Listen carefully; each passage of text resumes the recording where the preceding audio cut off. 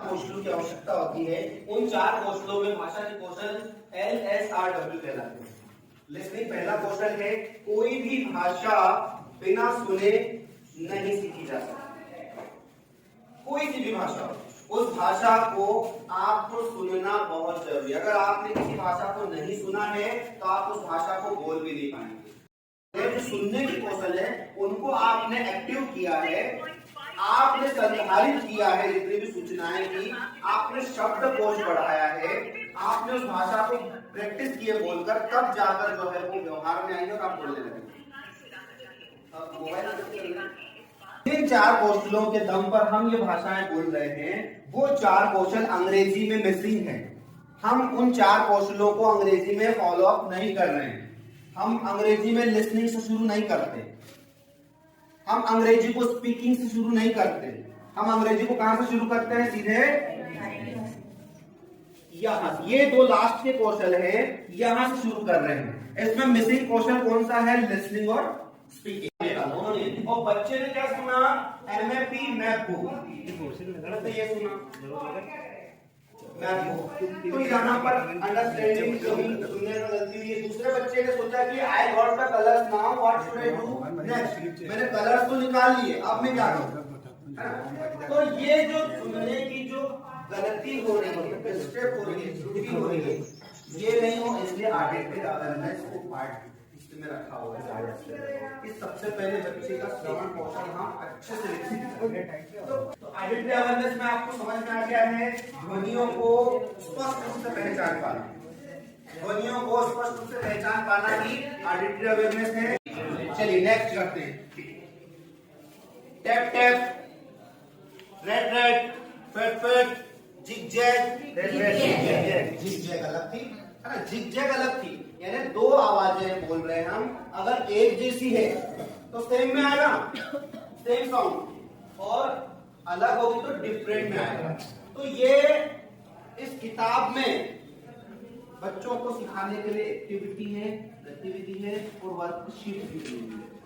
मतलब उसको पहचानना रहेगा कि ये सेट सेट लिखा हुआ है ना, और ये डिंग डोंग लिखा है, डिंग डोंग, तो वो समझ पाए कि ये अलग अलग है दोनों।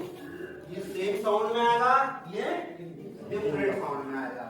जोर से धीरे से, soft loud. Okay, then second method में क्या करते हैं? बैकग्राउंड में कोई बोलते हैं, आवाजें चलती रहती है, हेलो आई एम को साउंड है, what's your name, and I live in Segaon, इस टाइप से पीछे म्यूजिक चलता रहता है और फिर बच्चे उसको आवाज को पहचान लेते हैं। तो वो हो गया लिसन विद बैकग्राउंड। उसके बाद डायरेक्शन ऑफ साउंड, जैसे एक आवाज इधर से कर दी, एक इधर से कर दी, एक उधर से कर दी, तो डायरेक्शन में करना कि पहली आवाज इधर से आई, फिर इधर से आई, फिर उधर से आई, है ना? इस टाइप से डायरेक्शन बताना।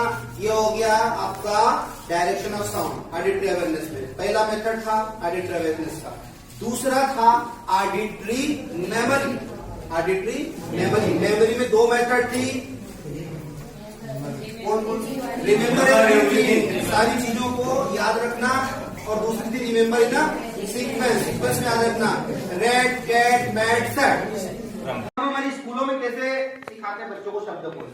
मैडम ने बताया बोर्ड पर लिखकर, और कोई बोलकर। हाँ, बोलकर। और कैसे सिखाते हैं? इसको कहते हैं लेबलिंग।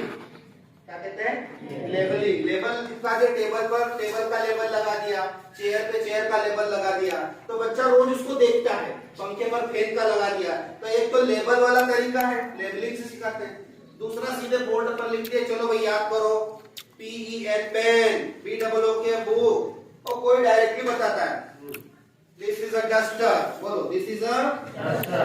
ये पारंपरिक तरीके हैं जिनसे हम अभी तक सिखाते आए हैं, लेकिन अब जो तरीका उन्होंने बताया वो FFC बताया।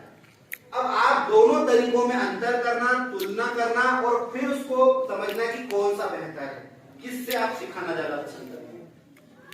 FFC में होता क्या है, जैसे मैं आपको एक FFC करके दिखाता हूं। This is a duster, this duster is used to clean the board. ये डस्टर क्या काम में आता है? Used to clean the board. Duster को जो है बोर्ड को साफ करने का काम करता है। Then the duster is made of wood. ये डस्टर किससे बना हुआ है? वुड से, wooden. This is a wooden duster. Okay, this duster is light in weight. Okay, this duster is non conductor of heat and electricity. Heat and electricity का एक non conductor है। Okay, now this duster is a non living thing. The duster is non living thing. This duster can not walk, this duster can not speak,